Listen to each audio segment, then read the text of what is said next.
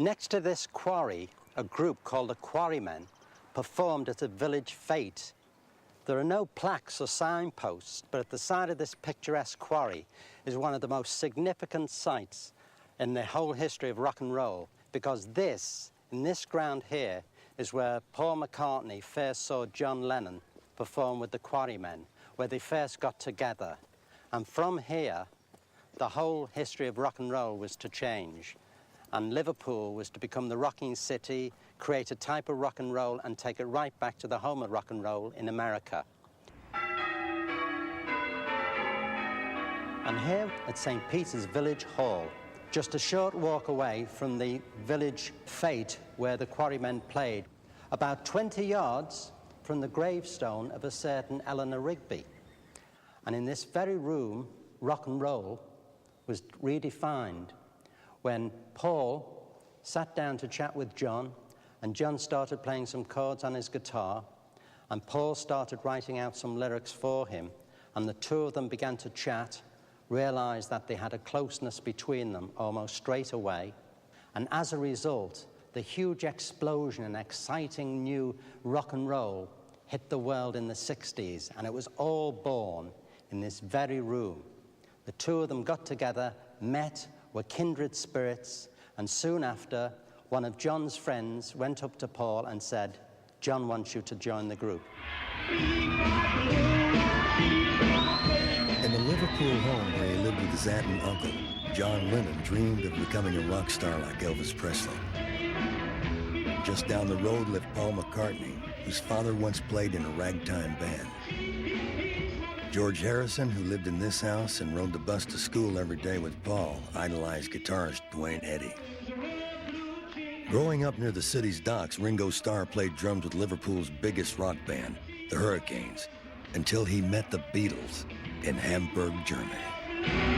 None of them had been abroad before, and suddenly we're in this neon-lit street with all sorts of sex shops and gangsters on the door, and they were just boggled-eyed.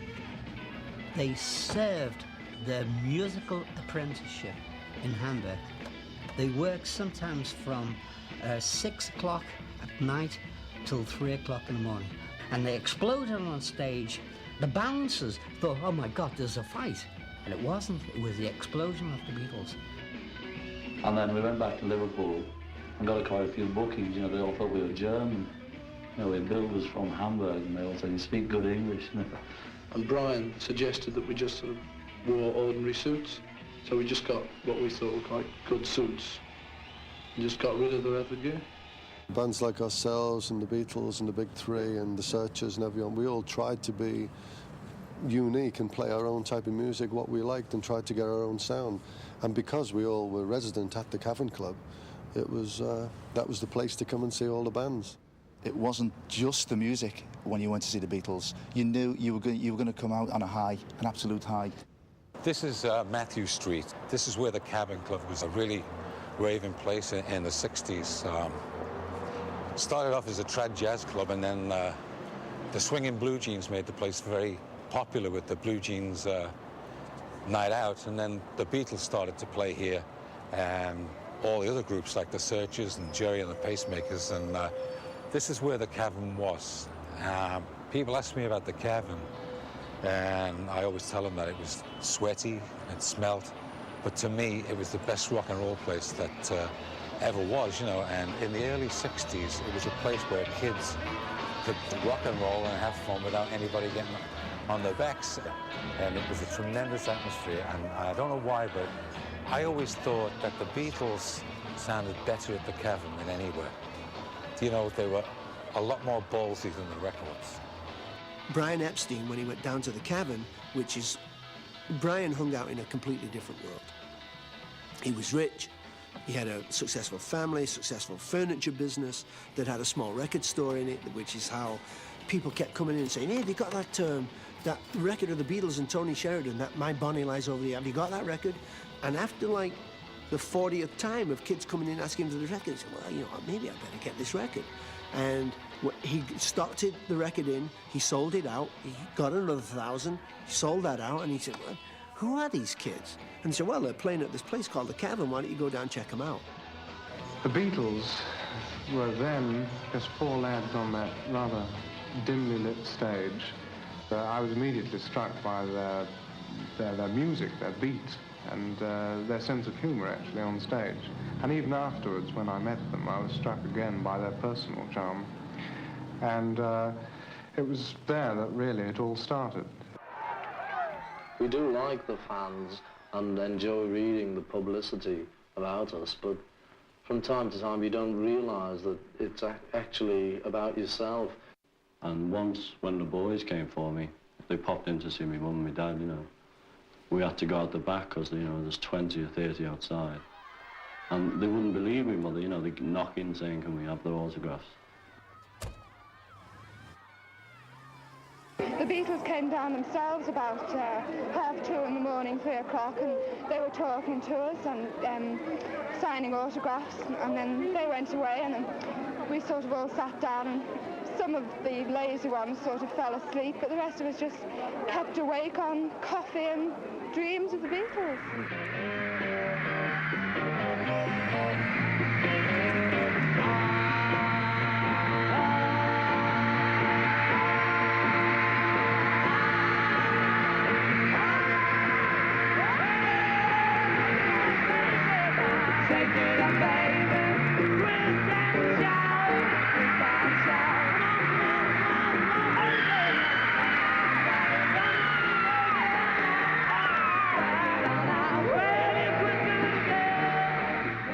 The Beatles were like a gift from God.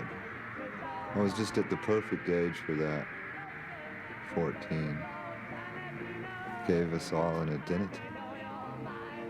And I've thought before, just for the music, it was such a bonus that the music was like the best music ever.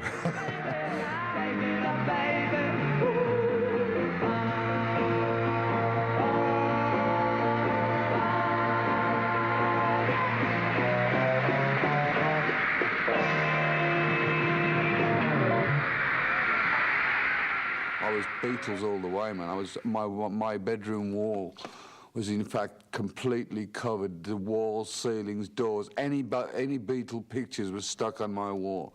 And I used to have these fantasies of Paul McCartney marrying my sister and all this kind of crazy stuff, you know, and how wonderful it all was.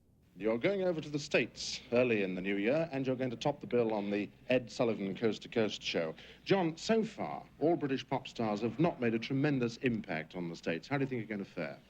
Well, I can't really say, can I? I mean, is it up to me? No. I mean, I just hope we go all right, you know.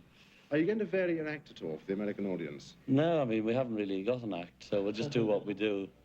I went to New York with the boys, and you would see men of, you know, middle-aged men walking down Fifth Avenue with Beatle wigs on their heads. And no matter where you turned your dial on your radio, at any time of the day, you would hear a Beatles song. It was complete saturation. I think life for the Beatles in the early days was very tough. Once the success had come, once they were not only a success in England, but also broke the breaches in America, then they lived in a giant goldfish bowl and they couldn't escape. The British invasion this time goes by the codename Beatlemania. D-Day has been common knowledge for months, and this was the day. The Beatles are coming, they got bigger and bigger and bigger and bigger, and so finally we got to the point where they landed at the airport in New York, and there was like 50,000 people there. It was unbelievable. I said, this is it, it's all over, but the shouting.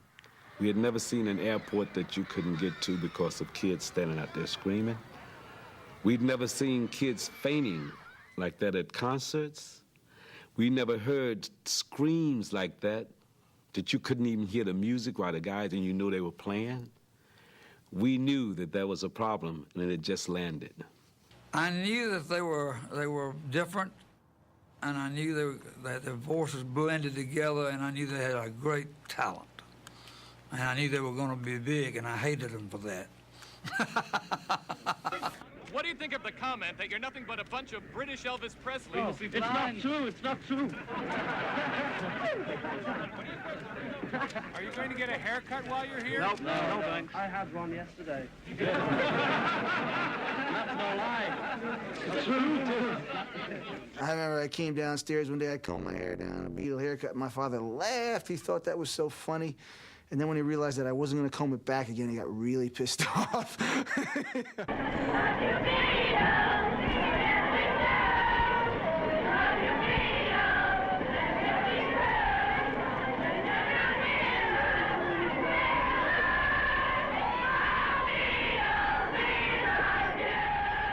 These girls were losing their minds. I mean, this appealed to me in a very fundamental way. I think I was about 13 or 14, and these girls were going nuts. I was pregnant with Kenya, my daughter, when the Beatles thing swept, okay? And I remember I Want to Hold Your Hand, and I'd be in the kitchen just sweeping and cooking and taking care of the babies and singing I Want to Hold Your Hand. I was so taken with I Want to Hold Your Hand that I stayed up all night because I didn't have a copy of it and I wanted to hear it. They played it once an hour, I think. When we saw what happened with the Beatles, we got together and had a meeting and said, look, now what are we going to do here? We're getting eclipsed by a group called the Beatles from London. Oh, my God. We were completely jealous as hell. I guess we might have turned our motors on. Try to get something happening where we would be better musically than the Beatles. We always take my car 'cause it's never been beat, and we've never missed yet with the girls we meet. None of the guys go steady 'cause it wouldn't be right to leave the best girl home now on Saturday night. I get around, round, round, I get around, get around, round, round, I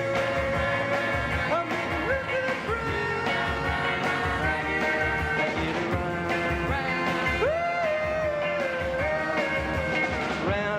Get around, I get around, yeah, get around, round, round, I get around. The Beach Boys were hugely important, demonstrating what you could do in a studio and what you couldn't do in a studio, and opening up that. And Motown had already done that to some extent. You know, Motown had actually shown that black pop dance music, R&B dance music, could just be extraordinarily beautiful to listen to and beautifully produced and elegant. And it was very, very big influence. When we first started to make a bunch of hits in Detroit, and we called it the Motown sound, people were coming from Africa. They were coming from England. They were coming from Chicago and New York and Nashville and Memphis to record their people in Detroit because they thought they were going to get the Motown sound, like it was in the air somewhere. Motown is history. Motown is the greatest, and there will always be a Motown. And when you look at Motown and listen to any artist that comes from Motown, you'll think of Berry Gordy, Stevie Wonder, the Supremes, the Four Tops, Marvin Gaye, Temptations. You have to think of just these people because there was a foundation of the Detroit sound, and it lives today, and it will always live. You made my life so rich. You know you could have been some money. And baby, you're so sweet. You know you could have been some honey. Well, you could have been anything that you wanted to, and I can tell the way you do the thing you do. You really swept me off my feet. You made my life complete. You made my life so bright. The music at the time, like the Beach Boys and Motown, really didn't affect us because that was still American music. America at the time was hung up from these daft people from England, these Scousers from Liverpool, singing this daft happy music that they enjoyed doing. So the Motown scene didn't matter to us, really. We had our own niche with the American public. 1964 was the beginning of the British invasion, when the Beatles finally broke down the barriers. And I guess that because it'd been pent up so much, because people were awaiting it, there had been singles released on little labels, it came with a big rush. And in that breach poured lots of British talent after it. Catch you crying. The night's the time for all your tears. Your heart may be broken tonight, but tomorrow in the morning light, don't let the sun catch you crying. I actually wrote it for my girlfriend. We had an argument one evening and she said, we're finished. And I thought, how can I get her to come back to me? So I wrote Don't Let the Sun Catch You Crying for her, and I sent it to her on a tape. And 2 days later, she rang me back and she said, Jerry, can we get back together again? That young girl from all those years ago is now my wife. Oh, the morning will bring joy for every girl and boy. So don't let the sun catch you crying. Don't let the sun catch you crying, oh no. Whoa, whoa, whoa. We were always impressed by the English bands, largely because a lot of the bands that came over here were just the cream of the English bands. Over here, we're exposed to every band. And of course, there's really bad bands, and there's really good bands, and everything in between. But the ones that would make it over here from England were the best of England. A lot of people have come up to me and said that the first time that they had heard the Animals and heard House of Rising Sun was on the Chuck Berry tour.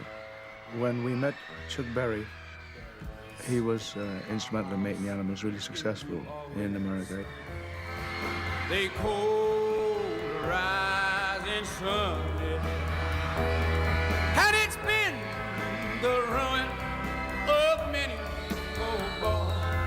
And God, I know. We were on tour with Chuck Berry, and every band in Britain wanted to be on that tour. The Stones were standing in line. Everybody was making agent, managerial, political overtures to get on the Chuck Berry tour. And we pulled it off. And I realized that if you try to out-rock Chuck Berry, you're wasting your time. So I was looking for a song that wouldn't be and would have a different feel to it, but that would be very erotic and very atmospheric. So we sang House of Rising Sun. Oh, mother, tell your children not to do what I have done. Spend your lives in sin and misery in a house. The Animals first went to America.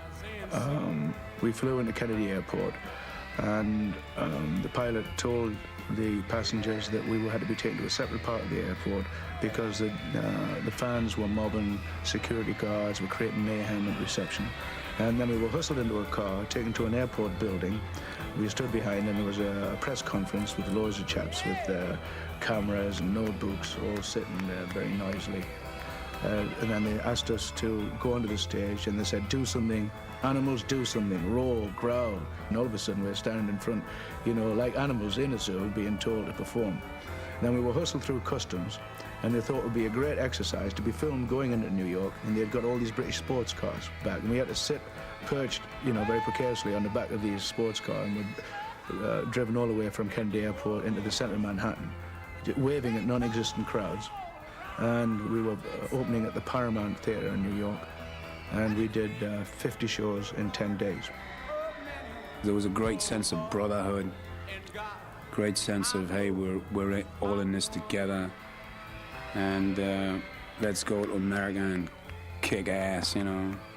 The Animals and the Stones were very similar to the Northwest bands, that raw edge to them, the roughness. They weren't in suits, they were sort of anti-establishment, but we were all cowboy fanatics at the time. We liked all the Western movies from Hollywood, like all the John Ford movies. And we thought, well, hang on, we'll go the opposite way. We'll call ourselves the Searchers after the John Wayne movie. But with Needles and Pins, it was such a big #1 for us. It was #1 for 4 weeks. I saw her today, I saw her face, it was a face I loved, and I knew I had to run away, and get down on my knees and pray, that they'd go away, but still they begin now. Needles and pins because of all my pride, the tears I gotta hide. Hey, I thought I was smart, I worked hard, I didn't think I'd do, but now I see she's way sooner than me. Let her go ahead, take his love and stay, and one day she will see just how to say please. Image was very important, name was very important, behaviour was very important, music was kind of important. What was more important than the music that you played was where the music you played originated. And for the Stones, they played blues. 4 months after the Beatles appeared on The Ed Sullivan Show, the Rolling Stones landed in America. The band had taken its name from a song by bluesman Muddy Waters, and their barreling style from rock pioneer Chuck Berry. I said the joint was rocking, going round and round. Yeah, reeling and rocking, what a crazy sound. And they never stopped rocking till the moon went down. It sounds so sweet.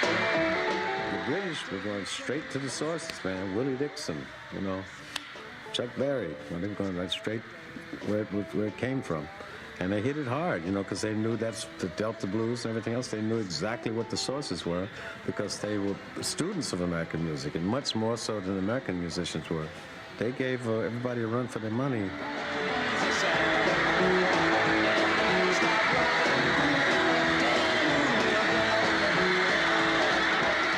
My first impression of the Rolling Stones was, yeah, that's the band I want to be in. I'm going to be in that band. And, you know, it's amazing what the imagination and a bit of fate and determination can do.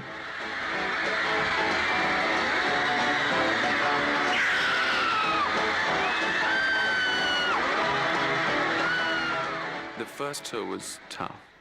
We were popular in New York and popular in LA, but the rest of it, forget it. You know, we used to play empty stadiums and, you know, it was tough. And America then was very, very conservative in its attitudes.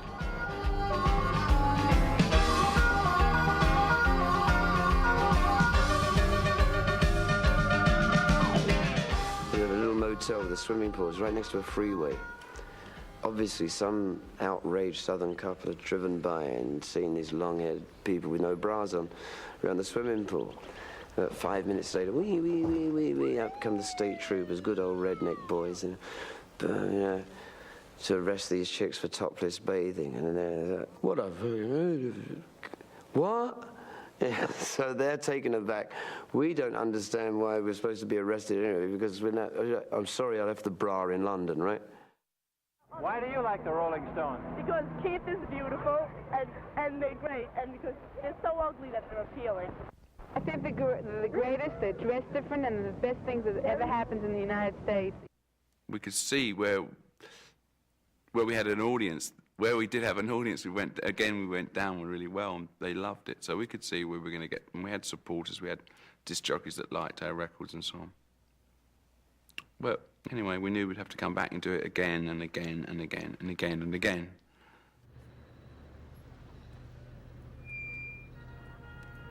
It was a bit scary. I mean, we had some very scary moments.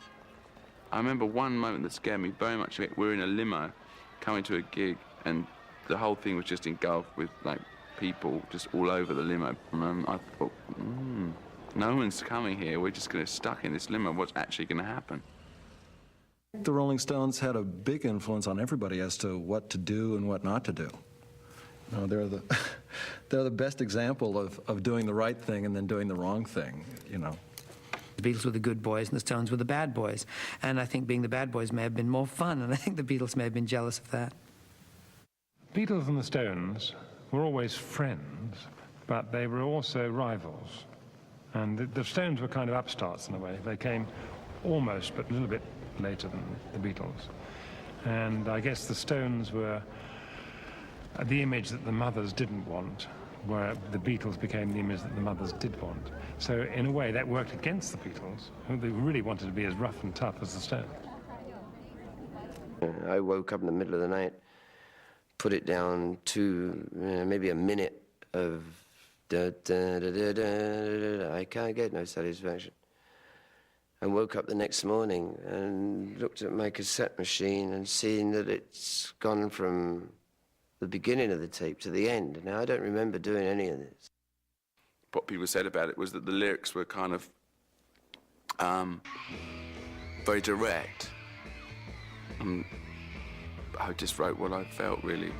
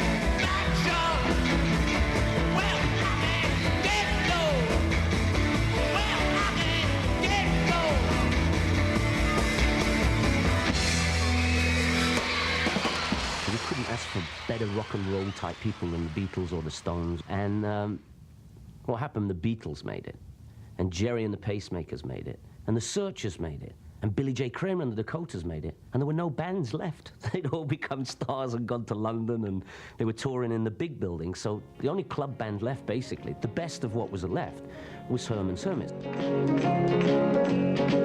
Woke up this morning feeling fine. There's something special on my mind. Last night I met a new girl in the neighborhood. Whoa, yeah. Something tells me I'm into something good. Something tells me I'm into something. She's the kind of girl who's not too shy. Every band had to be different, otherwise you couldn't survive. You had to find your thing.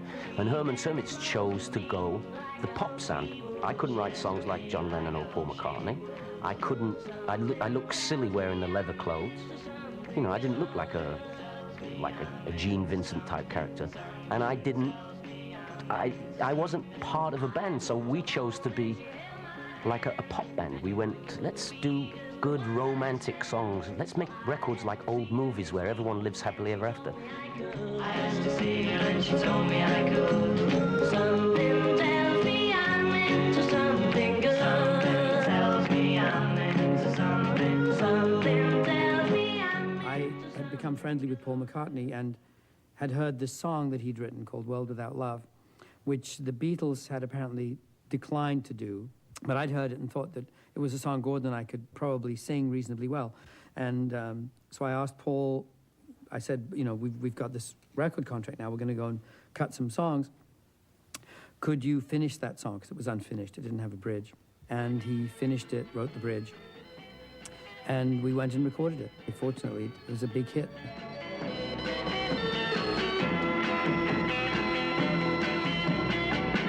So I wait, and in a while she'll last smile. She may come, I know not when. When she does, I'll know. So baby, until then, lock me away. And don't allow the day here inside where I hide with my loneliness. I don't care what they say, I won't stay in a world without love. I don't care what they say, I won't stay in a world without love.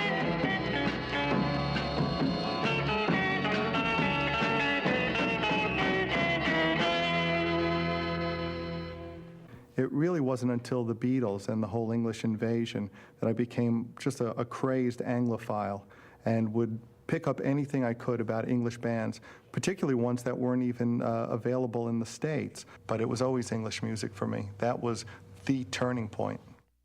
The Kinks were much more quintessentially English. You know, I always think that Ray Davies should be one day be poet laureate. You know, he invented a new kind of poetry and a new kind of language for pop writing, which I think, you know, influenced me from the very, very, very beginning. The Kinks were completely crazy, completely. They would do things like cut all the wires to the electricity while you were playing. Just cut them with pliers. They would throw things at you while you were playing, and they were completely nuts. But once you heard that You Really Got Me, you knew that they were destined for fame and glory.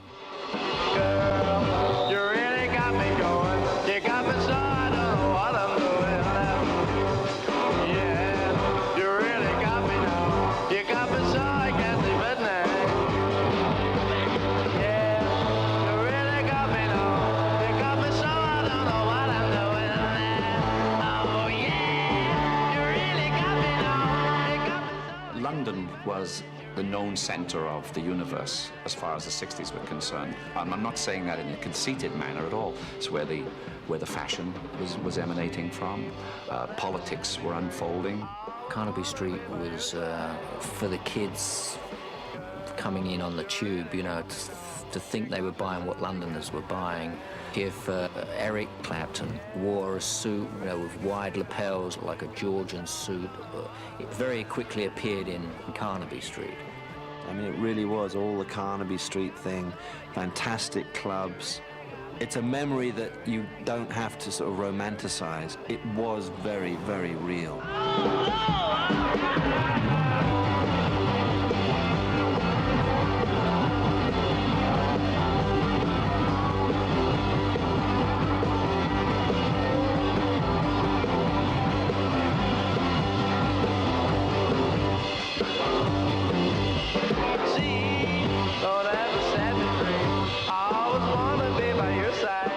All of a sudden, kids had to have long hair like they had in England. We almost began to talk like Englishmen. We wore the same clothing. All sorts of things happened with the look that we borrowed from England.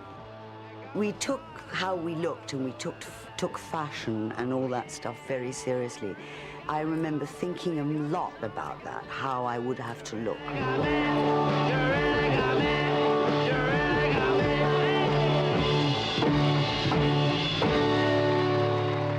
Energy in London and the energy around the music, and then the Stones, there was this onward going battle, which was it was just, they were all down the clubs together, but it was all like, you know, where are you on the charts today? And it was all very real, you know, and they're pumping records out, and they were so prolific. Andrew Oldham was very keen that we write songs because of the obvious reasons. First, we got more money. One of those was As Tears Go By, which Marianne Faithfull recorded, and that was quite a good one. But again, it was a song written for a woman, more or less. But it became a hit because it was a better song and she was very good looking, and Andrew promoted it and so on. And we promoted it because we wrote it, by which time we were quite well known. So the whole thing of it took off. I did realize that it was a very strange song for a 17-year-old to sing. And of course it's haunted me all my life, and probably always will. It took me a long time to really like it. I couldn't, I guess, until I really became more the right age.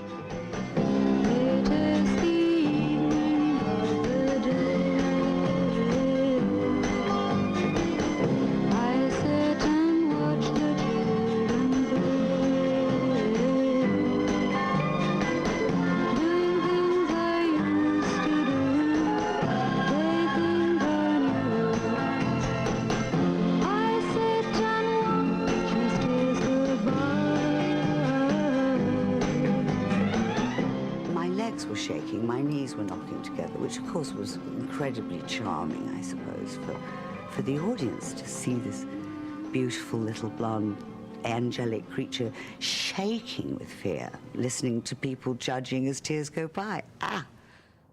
I always liked the British sound, but we was getting fearful for a minute because they was getting ready to dominate the charts. So it was kind of like a fearful thing in Motown. Wow, what's going to happen? But it really didn't hurt at all. It's just that they had their space and we just had ours. And it was really a great compliment to everybody that these two musics were really dominating the charts. There were so many Motown artists who were all good. I mean, it was just like a stable of talented people. And when I listen to some of the Supremes, they are just like bigger than the Beatles as far as I'm concerned, but they never got that recognition. And that always bothered me, because the Supremes were the biggest things happening. I need love, in my mind. I need to find someone to call mine. But Mama said you can't hurry love. No, you just have to wait. She said love don't come easy. It's a game of give and take. How long must I wait? How much more can I take? People love and yes. Well, 'cause my heart hard to break. No, I can't bear to live my life alone. I grow impatient for love to call my own. But when I feel that I can't go on, these precious words keep me hanging on. I remember Mama said, no, you just have to The Spoonful was touring the South in 1965 with the Supremes. The theory being, both of us were going to increase our audience base, and we were both anxious to share in some of the other's audience.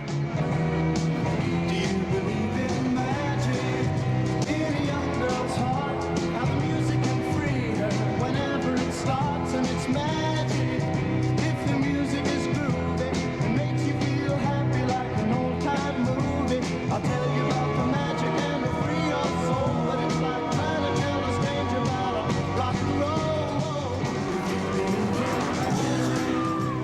roll. We provided a direct rebuttal to the English invasion. People kind of expected us to imitate the Beatles in a lot of ways that we didn't.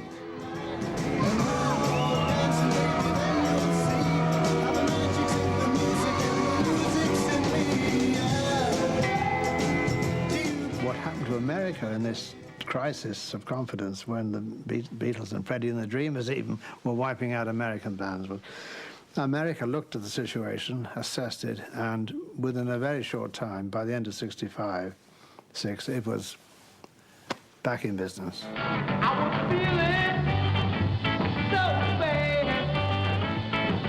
I asked my family doctor just what I had. I said, doctor, Mr. MD, doctor, can you tell me what's ailing me, doctor? In our neck of the woods, they were a pretty popular band. The Rascals say, like, I never noticed a Hammond organ in my life till I saw the Rascals, and then we went and scrounged up somebody's old Hammond organ, and here's a whole other texture of sound. People don't realize the contribution the Rascals made. Were the Uptown Band. And, you know, they had this vicious rhythm section. I mean, it was popping between Felix's left hand and Dino Danelli. I mean, it was great. There was also a tremendous amount of competition between bands It was a very competitive thing between the East Coast and the West Coast. The Byrds were the West Coast guys at the time.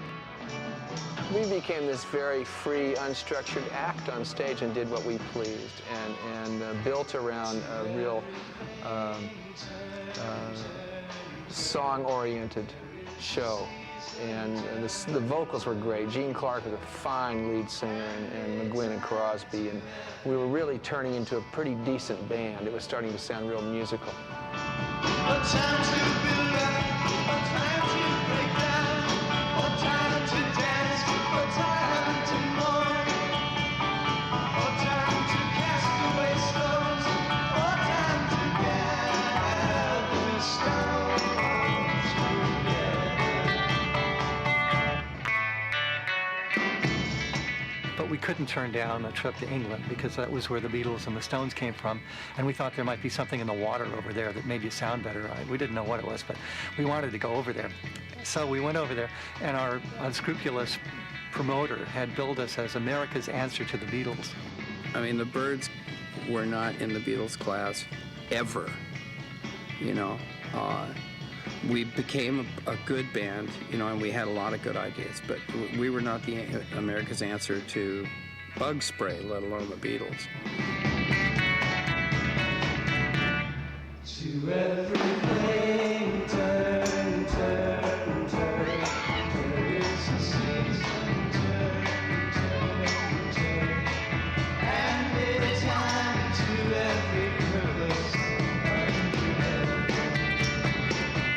In the early 60s, the only people in LA were the Beach Boys and a few other bands.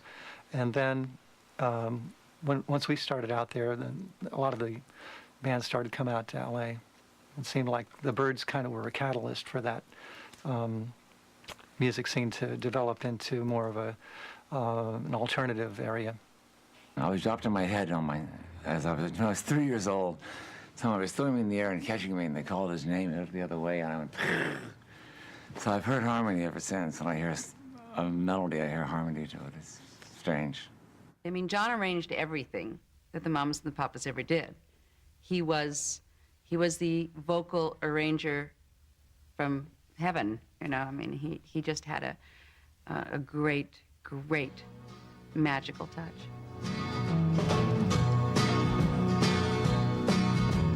John and Mitchie were getting kind of itchy just to leave the folk music behind.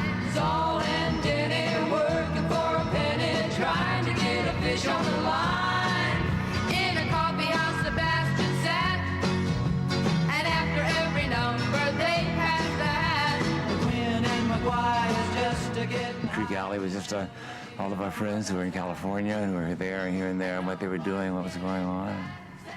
The Loving Spoonful and the Byrds. Solly said, Danny, you know there aren't many who can sing a song the way that you do. Let's go south. Michelle was the very first runaway in California.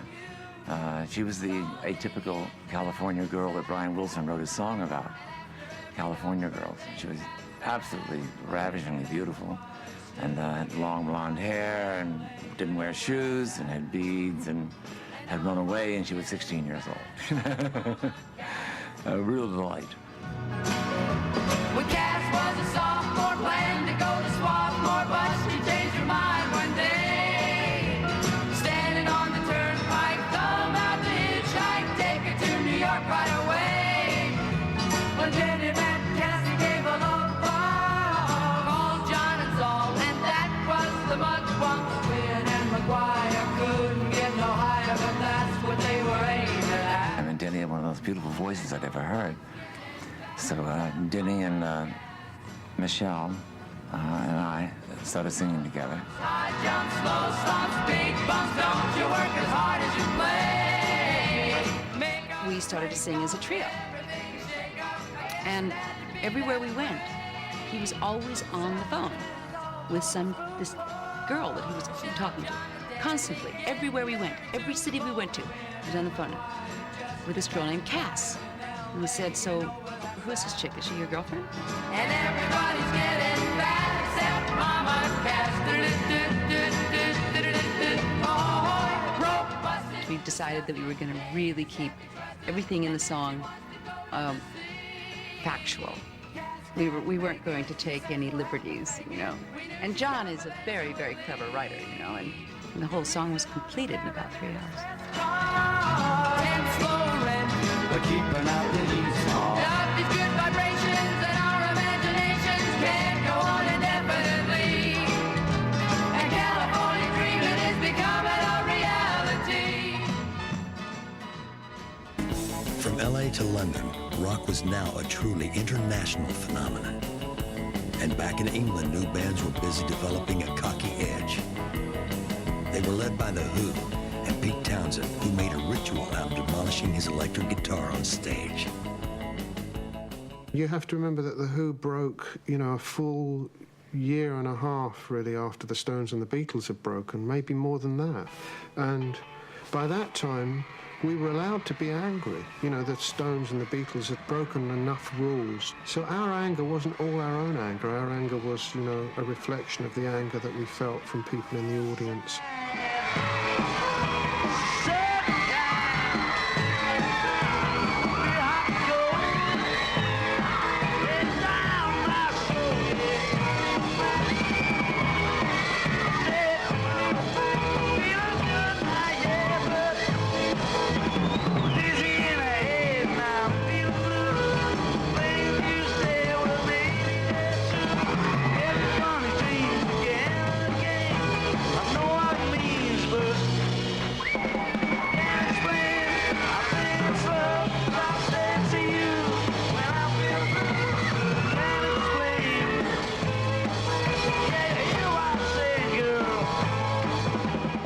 I wrote it as a series of songs about my inability to express what I felt to women. A couple of kids came up and said, you know, that was great, that was great. And I said, you know, it's just about some kid who can't explain, you know, what he thinks. And they said, that's it, that's us, you know. And that was really when I realised that I'd been voted in as spokesman for that bunch of kids. Most of the scene was actually happening in London. There was a kind of an invisible line that went from just north of London to the rest of England. And it wasn't until the Beatles broke through and became very successful that it changed all that geographically. We came up with Carrie Ann. That was originally Marianne. We actually wrote it about Marianne Faithfull, but didn't have the guts to call it Marianne, so we called it Carrie Ann, you know, a name we'd made up, we'd never heard of.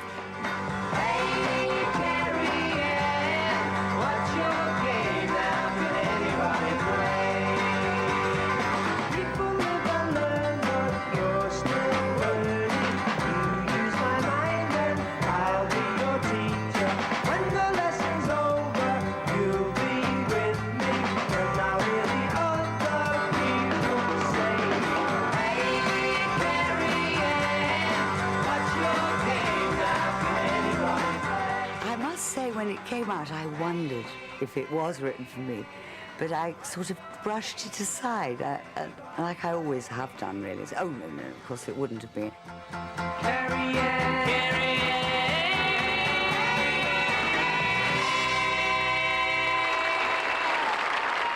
The bands for me that meant a lot, primarily the Beatles, without question, above all, the Kinks and the Small Faces. And somewhere behind them, other groups like, you know, the Spencer Davis group.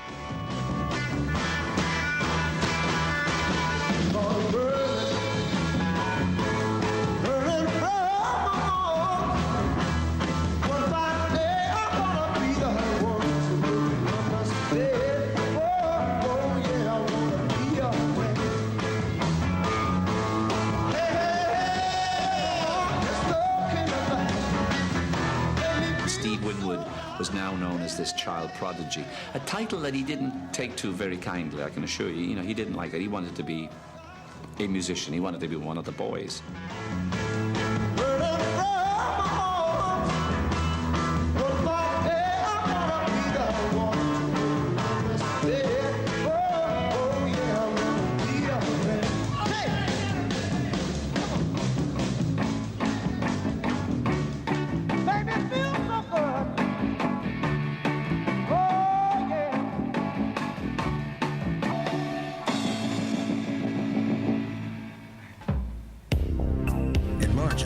1966, John Lennon made an off-the-cuff remark suggesting that the Beatles were bigger than Jesus. His comments caused an uproar. In America's conservative Bible Belt, records were burned and protest organized. I think John's remark about Jesus Christ obviously was a stupid thing to do. I don't think he meant the way it was interpreted. He didn't mean to say, hey, we're bigger than Jesus. What he meant to say was that Jesus, or rather Christianity, didn't seem to be as popular as the Beatles. Oh, the burning of Beatle records and the general sort of anti-Beatle element that arose was very disturbing. It was pretty rough stuff. And as you know, John actually made an apology, saying he didn't mean it that way, but if he did upset people, he was really sorry about it. No, I'm not saying that we're better or greater or comparing us with Jesus Christ as a person or God as a thing or whatever it is. You know, I just said what I said and it was wrong or was taken wrong, and now it's all this. Fame, if you have too much of it, is a pretty heavy penance, and it got very wearing, and it was in danger of destroying their lives. So it was difficult for them to cope with that. I think that was one of the reasons why they wanted to relax into the studio more. The Beatles came, and the whole English invasion behind that. And suddenly here was something that was of my own generation, because I had it was a strange thing to really soak up the 50s music at the age of 12, when it was really all over.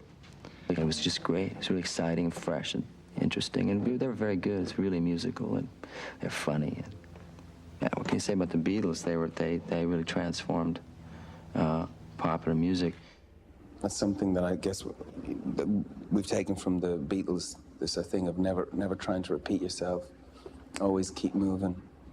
These poor guys from Liverpool stealing a march on us was, you know, it was a slap, it was a blow for a while, you know, especially since they were successful and we weren't. But we met them real early. They heard about us and came down to see us. One night in some club, and suddenly they were regular guys. We started talking guitars and songs and stuff, you know, because at that time Nick and I hadn't considered writing songs. In fact, I mean, if it wasn't for the Beatles, we probably never would have. I see my riddle and I want it painted black. No colors anymore, I want them to turn black. I see the girls walk by dressed in their summer clothes. I have to turn ahead until my darkness goes. I see a line of cars and they're all painted black. Flowers and my love both never to come back.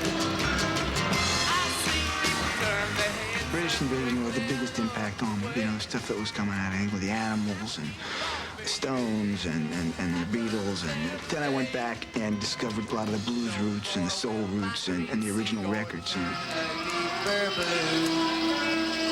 I could not foresee this thing happening. Hard enough into the setting sun, my love will laugh with me before the morning comes.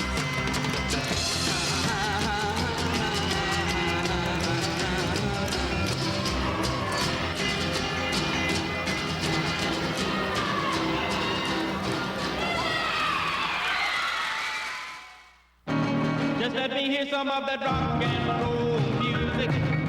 Any old way you choose it. It's got a backbeat, you can't lose it. Any old time you use it.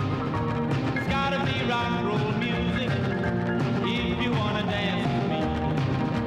If you wanna dance with me. I have no kick against modern jazz, unless they try to play it too darn fast and change the beauty of the melody until it sounds just like a symphony.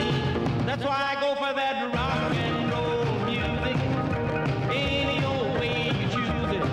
It's got a backbeat, you can't lose it. Any old time you use it. It's gotta be rock and roll music. If you wanna dance with me. If you wanna dance with me. Don't care to hear 'em mambo. It's way too early for the Congo. So keep a rocking that piano.